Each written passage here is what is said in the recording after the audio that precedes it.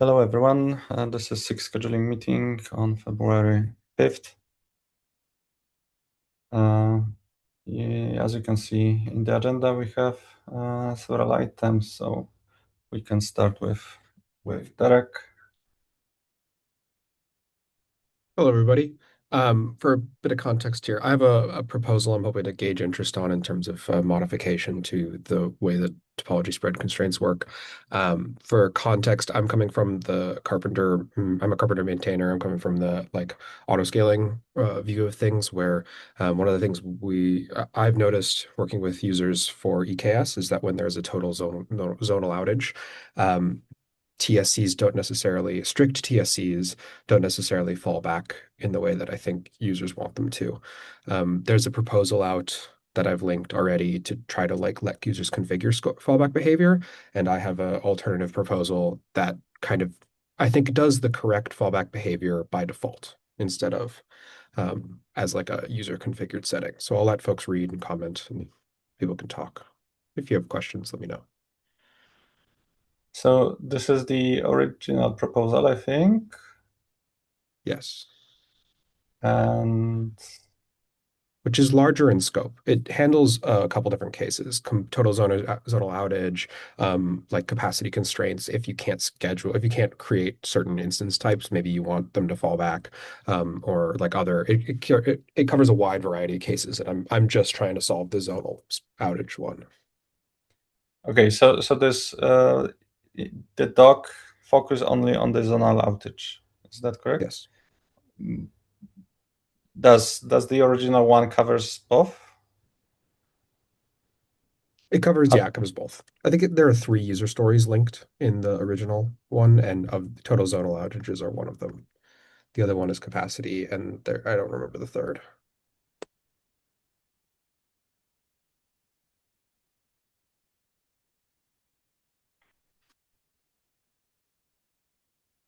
So I remember the very recent discussion about solving the problem of bot topology spread.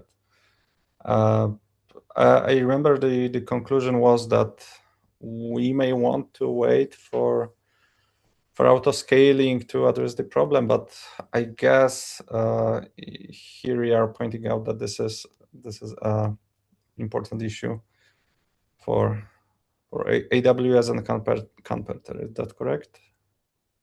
Yeah, I'm having some more conversations with other members of autoscaling with like GKE and stuff on the Kubernetes Slack about this. It seems like um, people are generally aligned towards the fact that this doesn't solve the general case of like there will eventually need to be some kind of back and forth communication between kube scheduler and node autoscalers for these types of. You might want to do this kind of fallback behavior where the autoscaler can tell kube scheduler, "Hey, I can't make new capacity. Maybe you should do something else."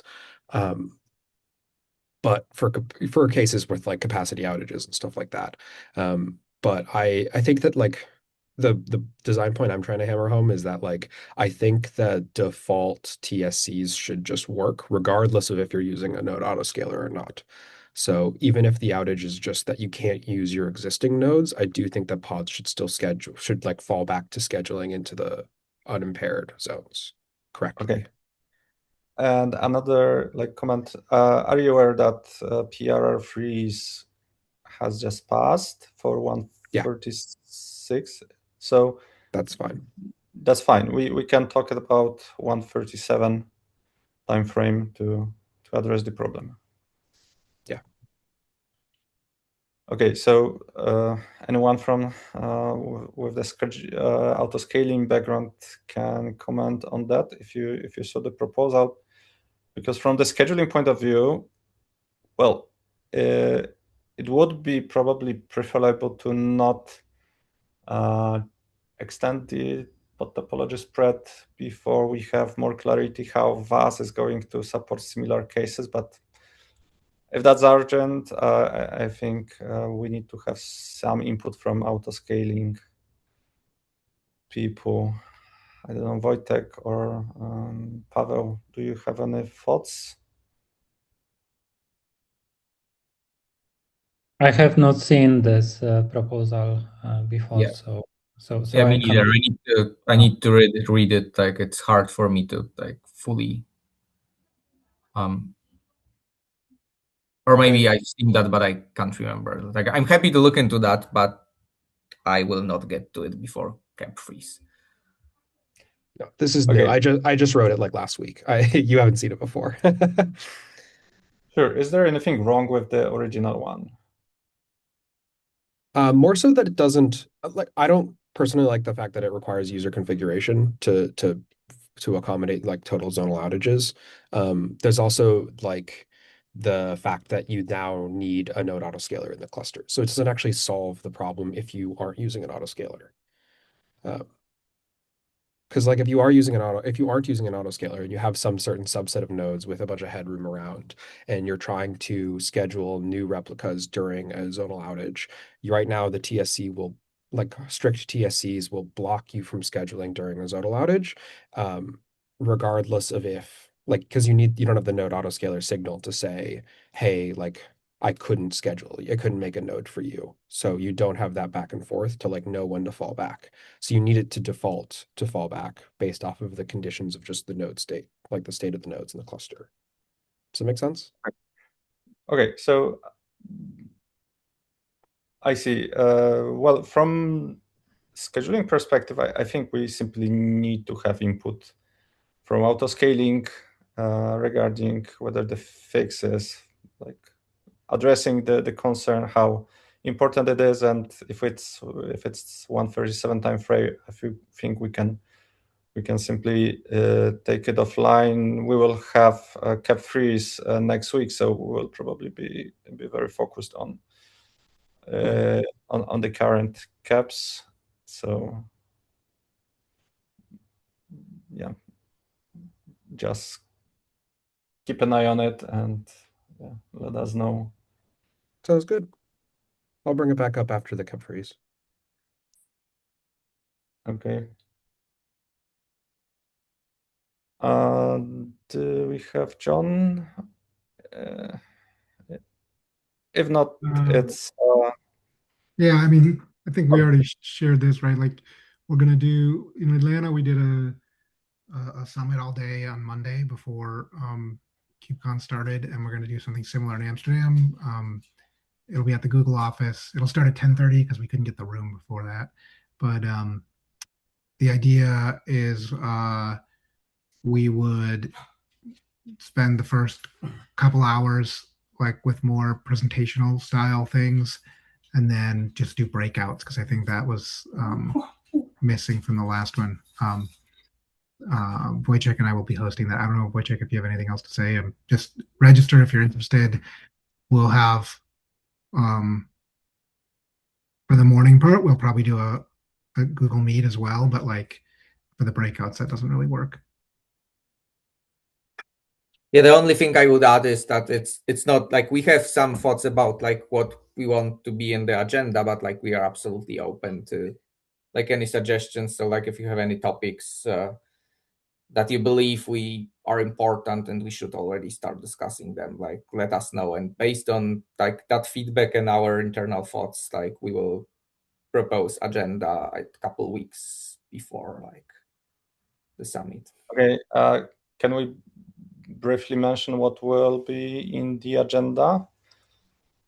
I mean, Because certainly continuing with WAS discussions and TAS discussion, workload aware scheduling, topology aware scheduling, and then the integration with auto scaling. Wojciech?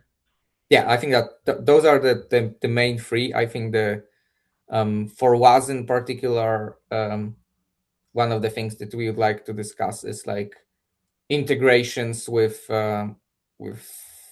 specific workloads like JobSet and so on, like how like what are the missing pieces and so on, and the like evolution of the structure. For TAS, I think that's like literally the continuation of discussions that we had. And for auto scaling, we will try to share, like Pavel is working on the doc, or like some high level proposal, like how the integration could look like, so that like we share it like weeks, like hopefully maybe even next week. I think Pavel, you may confirm. Or like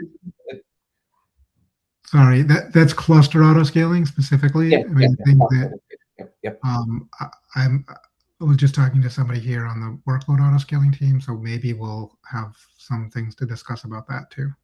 Mhm. Because Yeah, that hasn't makes- really. that's not on my list, but like Right. Yeah.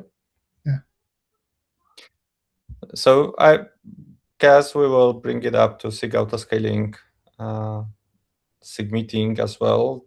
But if that they will be probably interested in This the I was at SIG Autoscaling earlier this morning, and this registration link was also circulating around. It seems like folks are aligned that this is going to be about, TAS, WAS, that kind of stuff. Folks seem excited.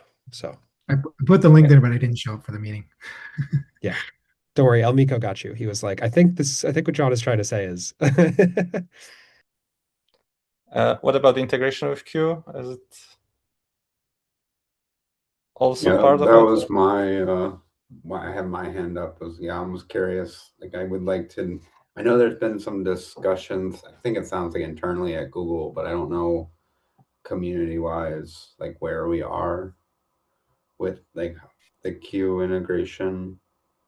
So it would be nice. I don't know. Maybe that's a breakout session. I'll figure out who on the Q side is coming. I think a few of us will be there. I'll be there this time.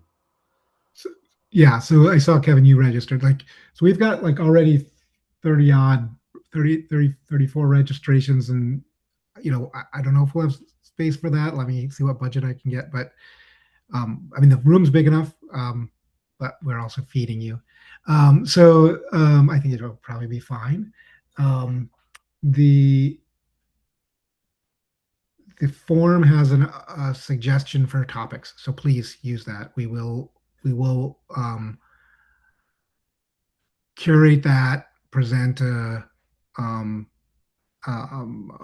agenda, which would be a community agenda, which we can all work on together and adjust later too. The room holds a lot, like 80 people, but I don't know if I'll have to see if I can get budget to feed 80 people. And there's a value decline as the number goes up, right? Like 80 people gets really hard to manage as far as actually making breakout decisions and things. So I think probably 40 to 50 is I think we had about 40. We had a bunch of people register really late last time. So I don't know. I think we had around 40 or 50. That's probably where we'll land this time too, I would guess. Okay. So I think we can. Yeah. Oh, Yuki. Sorry.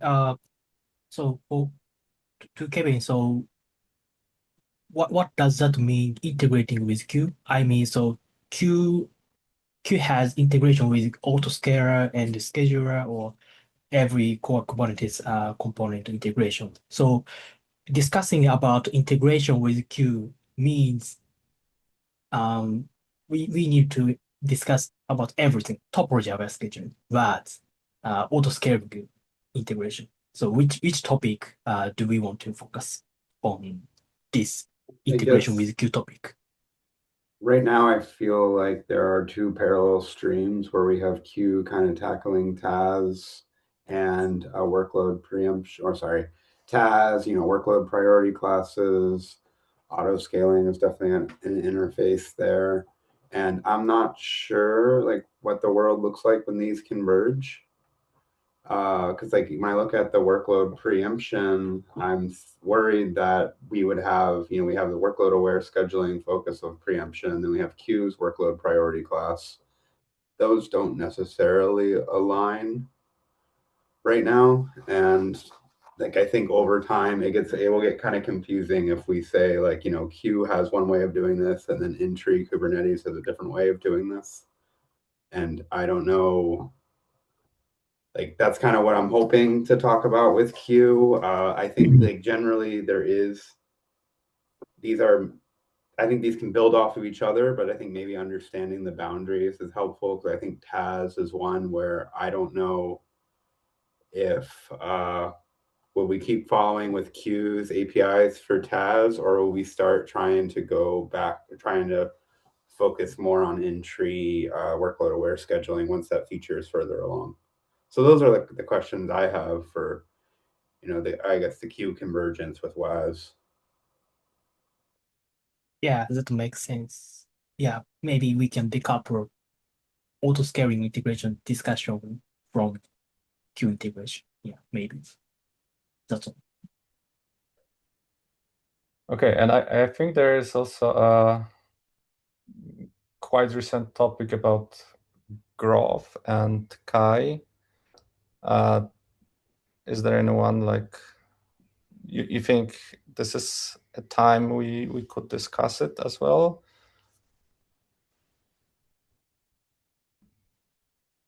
Do you mean like right now or in the No. during the summit? Yes. If we want to talk about this right now, you can add it to the agenda. I haven't added it because like we have a lot of like topics we have to focus on. So it's not necessarily the best time to talk about Grove integration today. But if you want, of course, you can add it to the agenda. But I meant the summit. So no, it will be great. I can represent Kai and Sanjay, who presented the Grove project at SIG earlier this week, can represent Grove, and together we can explain the use case. Specifically, maybe it should also be divided into two different topics, like supporting hierarchical gang scheduling to accommodate the disaggregated inference use case with Grove. But I know that some of the problems there also exist with the LWS, and we can use the use case with Kai also for some discussions about external schedulers compatibility with the Kube scheduler if we want to. But the short answer is yes, I can take this as an action item. okay. So if there's nothing, no hands up, then we can move on to the CAP review status. I can briefly tell where we are. Can you see that? What I'm sharing? I hope you do. So we have those sorted in the priority order. So the first on the top of the list, we have gang scheduling support and workload API. So gang scheduling CAP itself is merged. So we have workload scheduling cycle defined, in which we can schedule whole pod group in a one consistent cycle. And there is also another CAP which updates along with the API changes. So this is something that we will probably discuss later. And the second CAP is about podgroup API. The coupling, this is from HEPA, and well, we wait for a decision regarding the workload reference and beta promotion in consequence. Workload hour preemption, we merged today this CAP, and yeah, that looks promising. So workload hour preemption is a little bit different approach how we do preemption. Instead of like relying on post filters, we try to schedule workloads simply on the cluster, and we need to figure out at which preemption level we should not consider any other workloads. If you want to follow up, then ask questions. Another CAP is topology hour workload scheduling. This also looks good. It's LGTM. It's waiting for to be updated along with the decision about podgroup API. One important thing, we moved the desired count update into this this cap because we believe that this is the place when desired count may be useful. So scheduler want to consider the desired number of pods while taking a task decision, topology decision.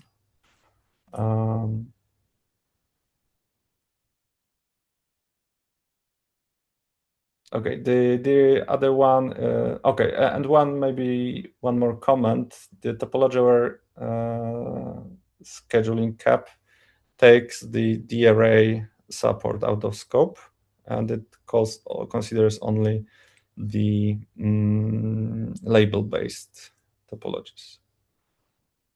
It probably matters because we have the following one, the resource claim support for workloads. So we change the way we can manage resource claim lifecycle for the whole pod.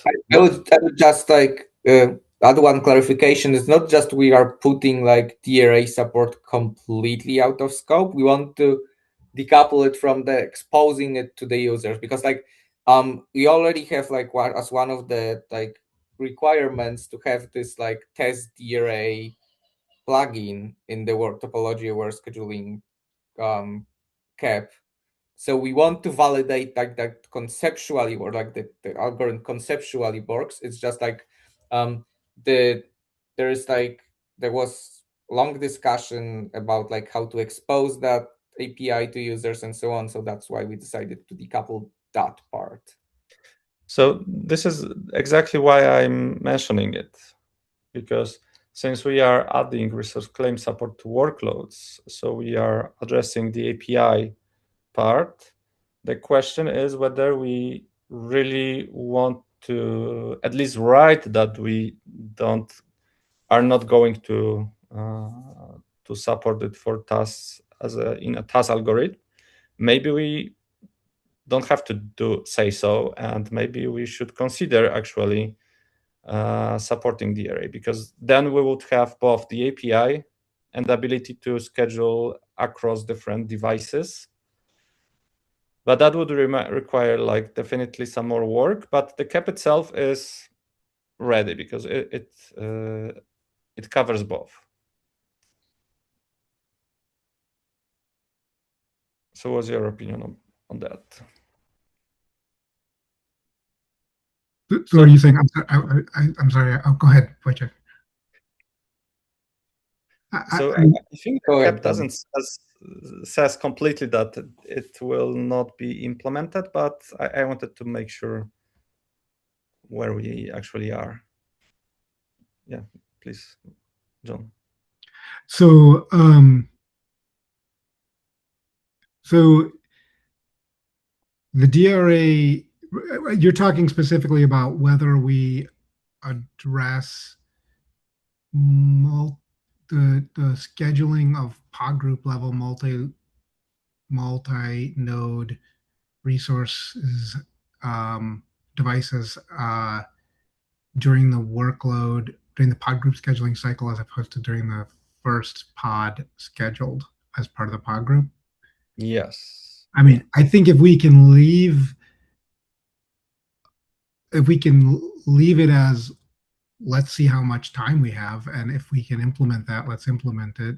I think that seems reasonable to me. I don't think we should explicitly exclude that as some. I mean, our implementations often don't match exactly our caps, right? Like, that's okay. We can make that decision if there's actually the time. But I right now, as I understand the plan, it would be you could express with the cap John Hune's working on the ability, the pod group claim, and then, but it wouldn't actually get allocated until first pod. And I think if we could allocate it earlier, it would be useful. It would make the topology choice done then. But our current,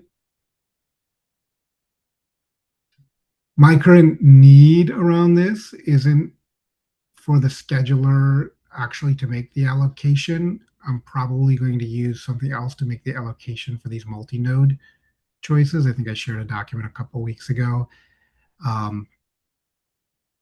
So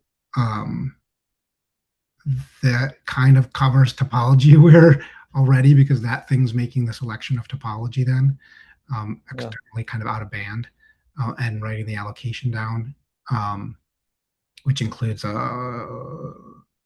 topology, which includes a label selector. So my understanding is that there will be, obviously, the first spot allocates the such resource claim. But if we talk about task support, then the task algorithm would be able to consider different topology options. So in case of the array, it could consider different device options. Mm-hmm. The device is equivalent to the topology, then of course. But it's, as far as I know, it's not planned to be implemented on our side. Pavel, maybe if you have any opinion. Yeah, it's true, but like we know what exactly should be done. Like the interface, the interfaces like were designed in a way that like it's a matter of like implementing those additional interfaces in the DRA plugin. So like we pretty much know what has to do. I'm a little bit skeptical about like review bandwidth, and given the amount of like other stuff, if we really be able to like have that, but if we can, then like I'm absolutely supportive for that. So. Yeah, so like the plan for task cap was to, as Wojtek mentioned, it was to implement the dummy or the simple test DRA support plugin. If it turns out that it would be equally complex to implement like the proper DRA support, then we should go for it. But I'm a bit concerned to basically commit to have this implementation in 1.36 because this was not considered to be like part of the commitment for 1.36. So I agree that if it turns out that it's not like much harder to have like a proper implementation and we'll have like time, then I'm for all for having like the proper integration. I don't think it changes like the cap much. So probably not. Okay, yeah. I wanted to just make it clear what is the plan. So I think we are all in sync now. Okay, so moving to the next one, extended resources. This is merged, and this is a promotion to beta. Another one, integration workload API with job controller. So the review is ongoing. Anyone wants to comment, please do so.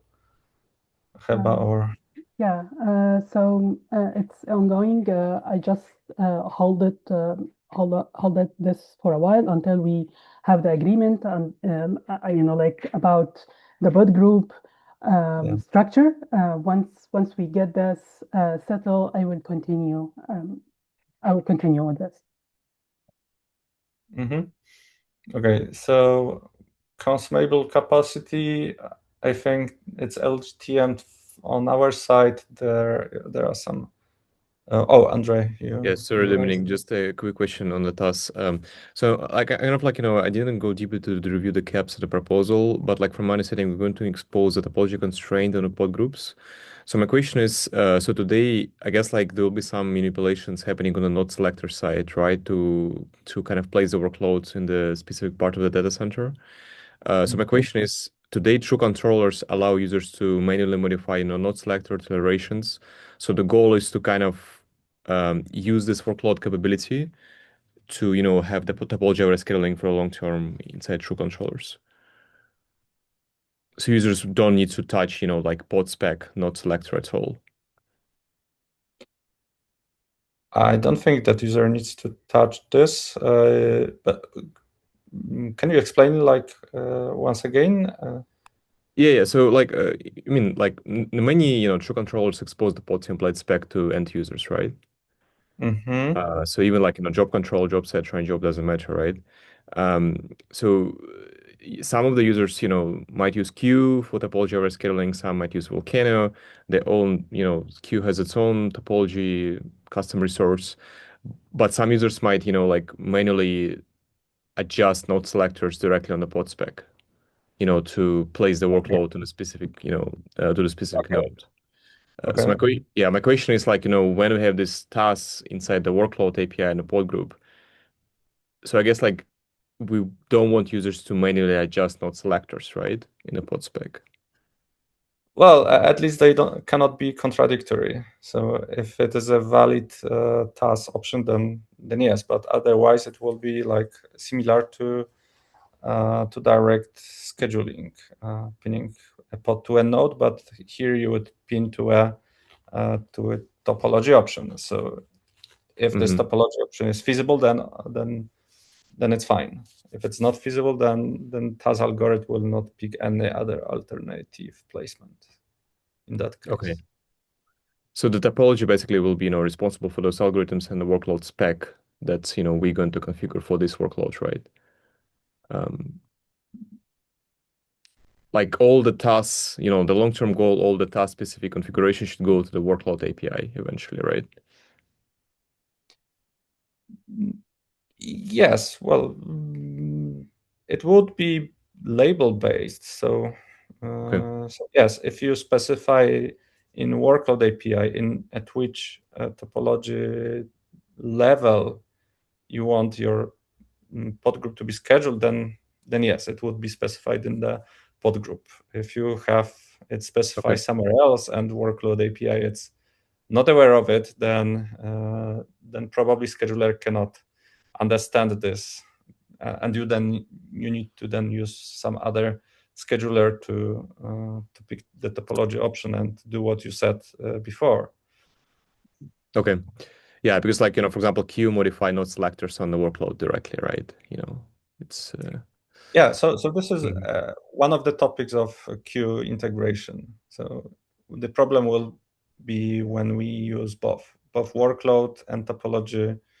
Yeah, makes sense. Workload API, and Q uses its own, which is not in sync with us. Then it might be a problem. But this is exactly what we need to agree on, how things should work together.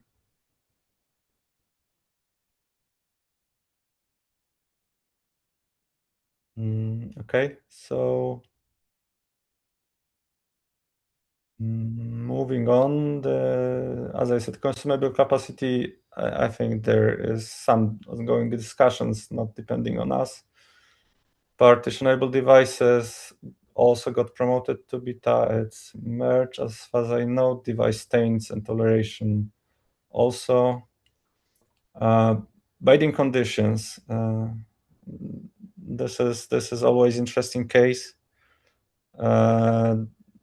because there was always GPU attachment in scope of this cap.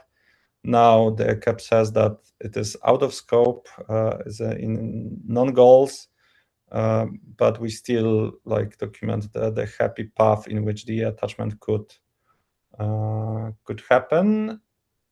And from our perspective, from the scheduling perspective, I think it's fine that the feature itself is brings value. Whether the happy path is useful already, I think that's there is opinion. John, I think you said it's. I have another idea. How much time do we have left? I don't want to self. Okay. It depends how, because we have one more thing. The last thing is the API discussion. So I'm not sure how much time you want to. I'll just say I'm going to put a comment on probably that happy path issue. Like we can use the binding conditions along with a technique similar to what I mentioned earlier, where we actually remember resource claim and resource slice are actually decoupled. Like we don't validate or require that what's in the resource claim allocation status actually exists in any resource slice. So we might be able to have the NVIDIA driver run, but actually not publish its resource slices because those resource slices are being published by the disaggregated controller. And then so we can still record in the resource claim the allocation made by that disaggregated controller effectively and bypass the dynamic resource plugin, which does the matching between resource claim and resource slice, and still have the kubelet side of DRA, the actuated. So I think that actually might be a reasonable approach. It's just to kind of like treat those as independent APIs, resource claim and resource slice, rather than always being paired. So if I understand correctly, that would be completely invisible to scheduler, right? Because it will the dynamic resource plugin would basically see the claims already allocated and just be like, cool. We might have some issues around reserved for, and like there's might be some things we have to work out because the other place I'm using that is for multi-node things, but yeah, we'll discuss that later. I also had some thoughts about like maybe we should do something in post filter when we cannot find the GPU, then maybe some attachable devices should appear as an options to scheduler. That's interesting. I didn't want to start this discussion because we don't have time this cycle, but I think the post filter is actually very interesting case, and we have other discussions like how we should use it, but so let's not spend too much time now on this. So if I understand correctly, device binding conditions can be simply approved, and we can move on with the promotion. Okay. Native resources, it's also interesting cap. I think that overall it's fine. It's acceptable for us to do what's described for alpha. I had some suggestions for how we can do it differently, but yeah, that one we're gonna see. We're gonna have a discussion in SIG Arch after this meeting.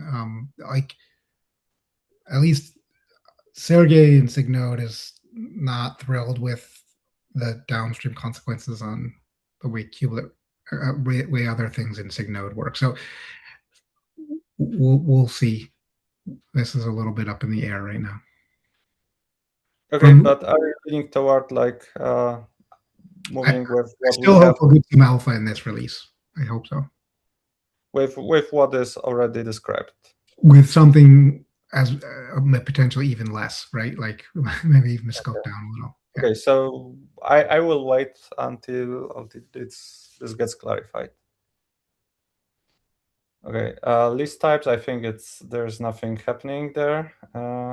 No declared features. I think Maciek is reviewing it. I think there are no much changes on the scheduler side, but unfortunately, I don't know what's exactly the status here. Opportunistic batching, we have a small update to that cap, and we have I think 2 or 3 related changes, the cell expressions for tolerations, node affinity, subversion, and wildcard. Yeah, I can give you an update about this. So the SLE expression and subverge, actually, it was 2 sub caps from the extension for the toleration operators. So it was like a request during the review to support the SEL and subverge for the toleration. So these caps are in review, still in review. They are on track. Hopefully, they will get merged by time. About the wild card, it was just a use case from SEL, and we discussed with the author for the wildcard matching, and they agree that if the SEL cap got merged, it will cover their use case. Okay. Yeah. So is Semver cannot be covered by cell? No, the wildcard number 20. Only this one. Yeah, only this one. But Subverge, it's like it's different from SEL, and both of them are on track and still in review. I will finish the first, the first review, and then I will ask someone from the SIG scheduling SIG scheduling lead to have the second review as well. Okay. One question. CL, isn't there a concern that it would be too slow and impact performance? This is for the node, and okay, we decided actually to have it only for the toleration, not the node affinity, because node affinity is much complicated a little bit, and it might take lots of time and lots of other, other set of other set of requirement for the node affinity. So we're just focusing now on the toleration. And I believe the author is doing some research around the performance related to this. Okay, so we'll see. CSI attachment. I think the cap was merged. I'm not sure if there are any changes to scheduling. I was about to follow up on this, but I don't see where I asked the question. So I probably have to look at it once again, unless anyone knows what's the status of it. I mean this one. Okay, so prioritize alternative is merged as well. So that's all. So if we have some more time and we want to cover the API changes, then please go ahead. Mateusz, given that you opened the cap, do you want to cover it, or do you want me to cover it? Yeah, I can start. Probably you are most up to date with all the conversations. But overall, I think we are still discussing and waiting for Tim's feedback, final feedback on what to do and what is his advice here. Given we have only less than a week before the cap enhancement, before the enhancement freeze, we decided to operate under the assumption that we will go with another alpha, just to make sure we have all the PRs for the cap changes in review and we won't miss the deadline, because that would be just terrible if we don't do anything in 136. That's why I opened a cap. I can share it here, PR to the gang schedule, to update the gang schedule cap, basically pointing to the cap that Heba is doing and updating the current status of the gang scheduling cap, updating the API to match the staying in alpha vision we have, which basically means introducing the pod group, some renames in the workload API to address the ambiguity and essentially make it clear that this is a template, not a pod group instance. And we went with the workload reference design where basically we're tombstoning the fields for the old model, so the pod group replica and pod group, and introducing a new one, pod group name, that should point to the pod group instance. I can send you the link for the pull request.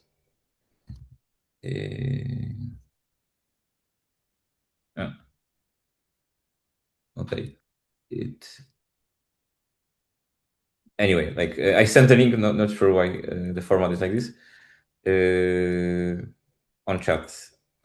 And Heba, you also like are working on your cap and updating it, I saw, right, to follow the same plan. And we are like reviewing that, so we hope also to like have it reviewed soon. Not sure, like Wojtek, do you want to like cover some of the discussions we've had with Tim, or? Yeah, so we are still like, I'm personally in favor of like doing another alpha. I think the changes are like we still don't have like any real integration done for the new model. Like we have some ideas, like there are different discussions, but we don't really have it. So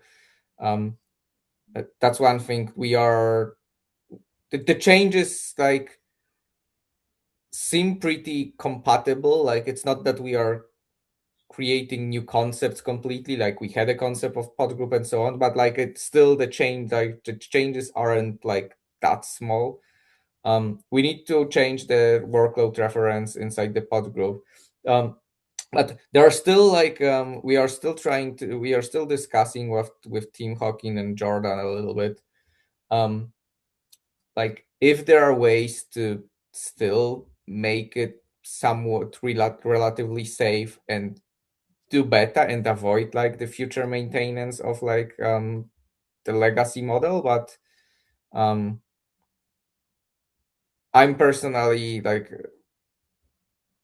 on the side of like, let's do another alpha and like let's build the integrations in the meantime, let's learn from it, let's confirm it, and then let's target beta, really target beta in 137.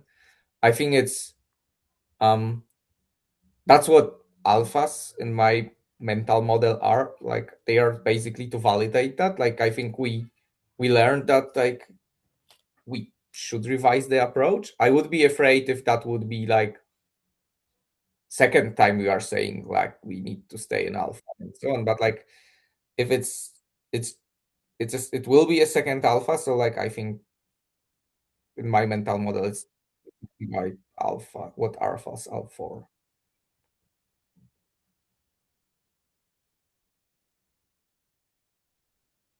Yeah, Andrei, I see you have. Yeah, I want to quickly say, I think from my perspective, we do have some of the work.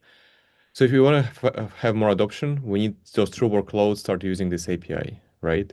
So I know we're planning to 1.36 integrate with job.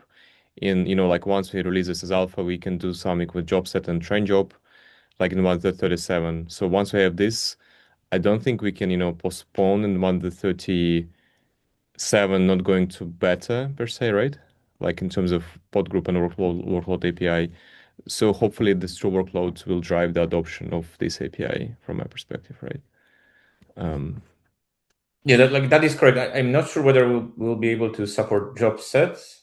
I still believe it will be a cleaner API if we had the pod subgroup before, but definitely we have other like possibilities here. Like for example, LWS is one thing, right? That can be supported.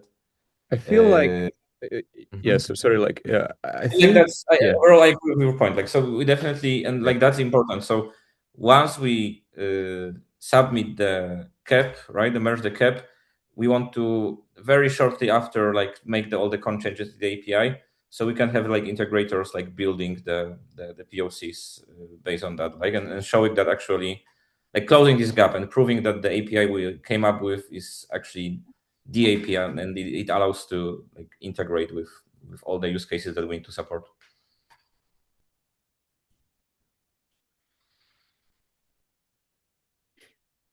Okay, so maybe I will have one question. So in the in the future releases, when we have subgroups, podgroups,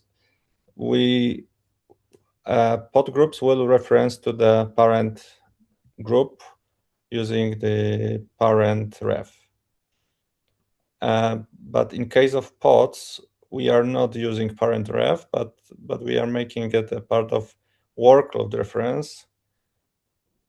Don't you think that this is that might be some inconsistency in the future version? Because now we have pod group which have a parent ref, and it also has workload ref, and workload ref also can specify pod group name. So this parent relation could be implemented in two different places, which potentially might be confusing. So like the first thing is like we haven't agreed on the exact API for how to extend the structure to have like another level of hierarchy, right? But that what's in the doc is just a proposal. But the idea was showing that that's an additive change, right? We can do it in backward compatible. And like, are you suggesting that we should use the workload reference structure to link like potentially pod subgroups to or maybe groups? no, or maybe parent ref, but I worry that the next release cycle we will think again about the same problem, whether this is additive change or we are introducing yet another inconsistency, and we want to change the decision about how we reference workload from pods again.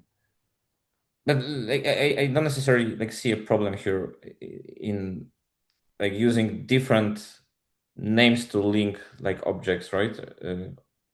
Or I might be missing something. Like, so you could explain again. Yeah.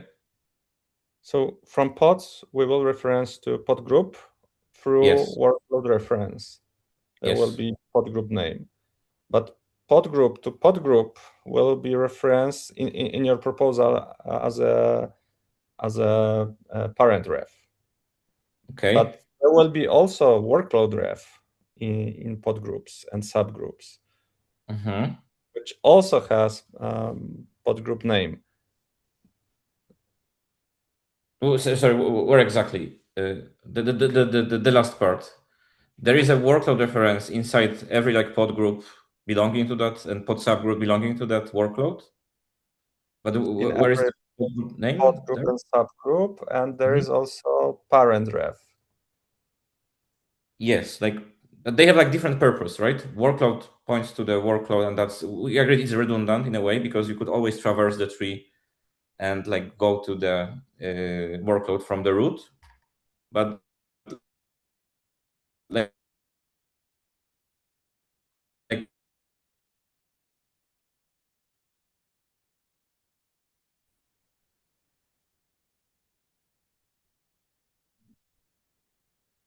Okay, I think we lost Matt or myself. Yeah, I also can hear Matt. Yeah.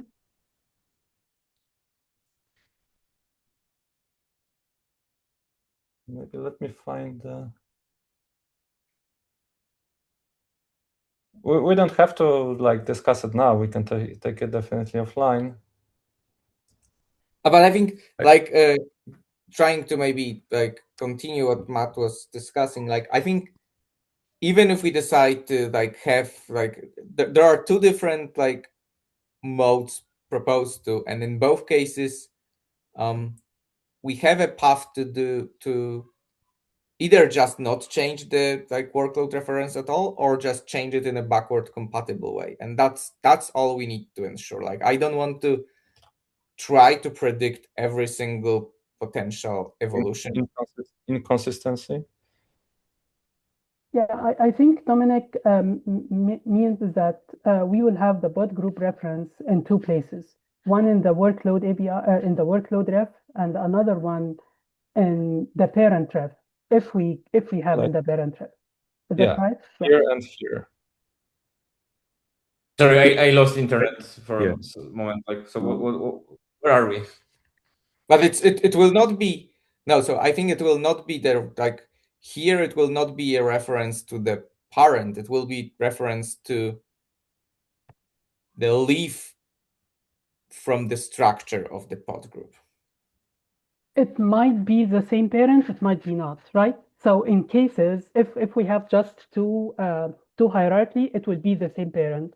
But if we have multiple hierarchy, the parent ref here would be like different. Is that right? Wojtek?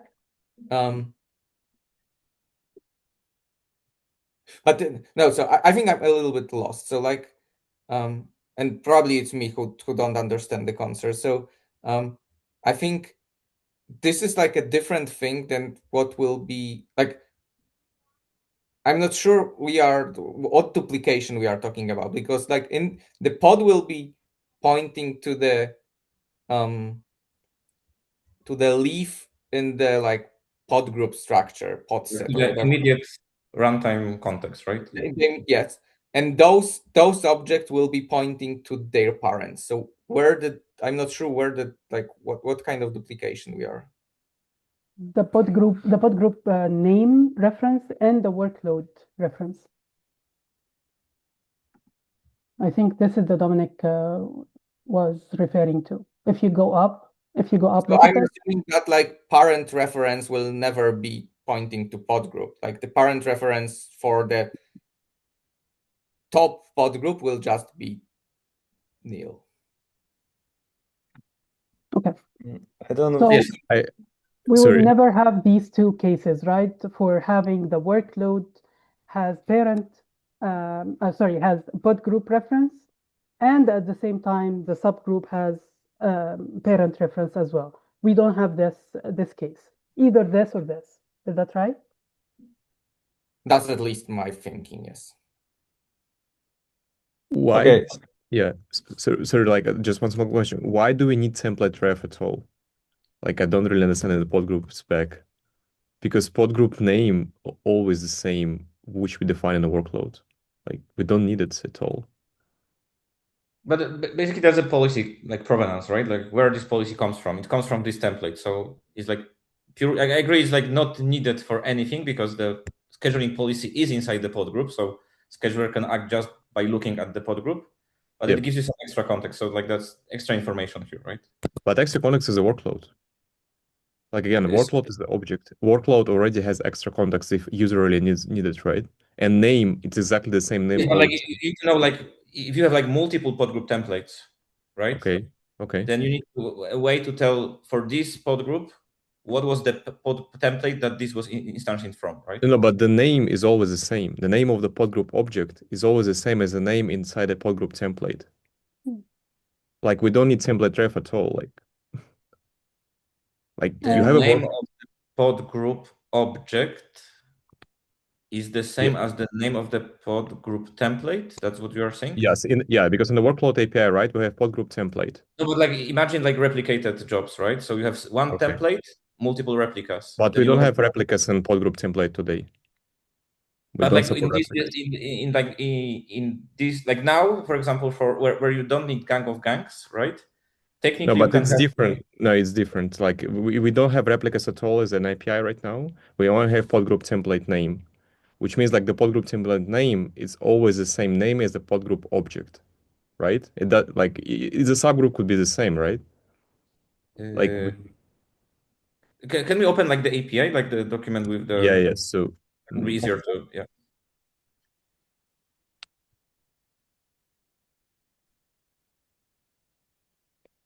So do we have the pod group template spec in this doc somewhere? It might be in the other doc or in the cap, I think. It's in the other tab, the forward like the second tab. Yes. In the up, up. Pod group template. Yeah, pod group template has a name, right? Yes. It doesn't matter. In the future, we might introduce pod subgroup templates. It will also. Even in this case, right? Technically, you can even assuming the simple hierarchy, like no hierarchy, just the pod group, no subgroups. Okay, you can still model the LWS use case. I would say. And No, in that case, yeah. like you can have a single pod group template. Okay. And multiple pod groups, like one for every replica. Okay.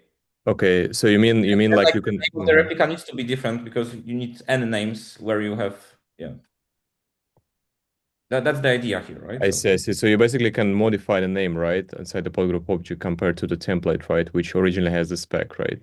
A controller will have to manage that somehow, right? Like we had this discussion with Kevin on the doc. Okay. Yeah. Okay. So coming back if we haven't converged on the parent, I'm happy to follow up offline on that. Yeah, just one question. So currently we have pod group in the workload reference, and it's going to be required. So I think we're removing it, right? We are actually postponing this, and we are changing to optional all them. But so if when we have pod subgroup, then we will have to add it to workload reference as well, because some pods. Yes, and like that in the second tab, right? So we are discussing either not doing that and only having pod group with some kind of role or type, or having an explicit types, like different type for the pod subgroup. And then yes, you need to add it, and it will be like one-off, right? It will be you either set pod group or pod subgroup. Okay. And luckily, like the plus optional plus required here, it's only for validation, and you can change from required to optional, right? So, but we are overall proposing, like we had this other discussion, like different context, but we believe we should mark all the fields, like most of the fields, maybe in some cases like name that is required, right? Because you need to be able to identify the object. But other fields, like it's better if they're optional and we have in-code validation, because later in the future, like in this case, right, if we see a need to extend this and, like, for example, add more or like add one-off, right, add more use cases, so some fields are not necessarily set, then we have this option. So yeah. Okay, thanks. And I think any more comments? I guess like for 1.36 we need to agree on template ref, right, Matt? Like from my understanding, because once again, like for 1.36 alpha, right, we need to agree on the template ref API. On the workload reference, yes, on the workload reference, yes. Oh, okay. Like, but the template reference as well, right, on a pod group object, like on a pod group. Okay, and what are the options? I might have missed that. Like, I follow the in the design is kind of like coherent, but like let me know if it's not like. Okay. Yeah, I guess like there are some, like the problem might be once we introduce the hierarchy, right, in the next releases, right? The question, like, will it be a breaking change for us in the future? I don't think so, because like we are showing that in this second tab, the forward compatibility, that we can extend this hierarchy like in a purely. Yeah. So if we see some problems, yes, like please comment on the blog or like comment in your chats on Slack. So yeah, so okay. Cool. Okay, so I think that's it. That's all. Thanks, everyone. Thank you. Bye. See you. Bye. Bye-bye.